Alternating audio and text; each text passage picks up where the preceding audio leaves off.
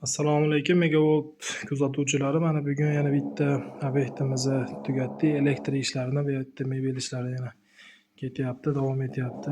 Ozgina bardayroq. Bu yerda mana bunaqa lustralar, galogen, shitlarimiz, terilgan shitlarimiz, invertor montaj bo'lgan. Master kulchator doimiy qo'yilgan. Холодильник bilan kotel ishlab turiladi. Rozetkalar отдельный gruppaga bo'lingan, освещениyalar отдельный gruppaga qo'yilgan. Chin firmasidan avtomatlashtirilib ishlatilgan. Bu yerda rubinlik ham tokda, ham invertorga olib ishlatgani qo'yilgan.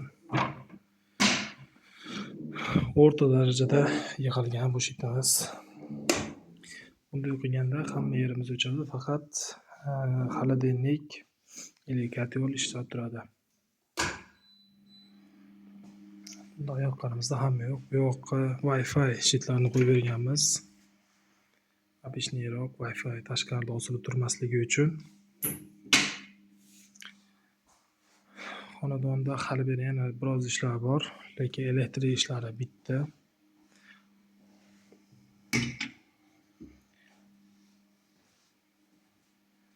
Mana bu yerlarda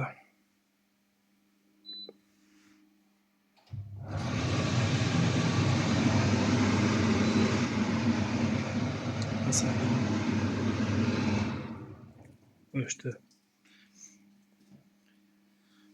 Tashqi ichkarida o'zini xonani vitichkalari bor.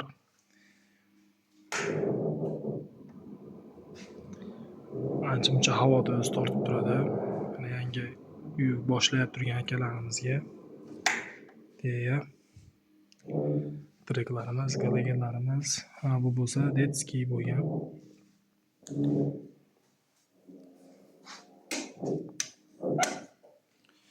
Hamma turishligi an'analikda bo'lgan, mana birga bir chiqqan.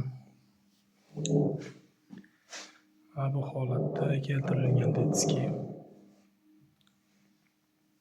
Bu yerda spalniy bo'ladigan bo'lgan.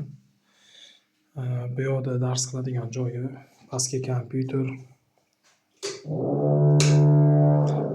Bu yerda kotel bo'ladigan holatda. Bu yoqqa televizor bolajonlar uchun. Endi spalniyaga o'tadigan bo'lsak, spalniyaga mana shunday holatga keltirilgan. O'rtadan bo'linadi. Spalnik. Bu yerda buralar bo'lgan. Har doimgidek revers kulchatorlar bo'lgan. Bu yerda o'chiramiz, yoqdan yoqamiz, odamga qulaylik uchun. Dam olganda bu yerda pardoz qiladigan joyi, filmlar uchun rozetka tashlangan. Bu yerda televizor. Bu yerda revers kulchator. Bu oshxona uchun bo'lgan.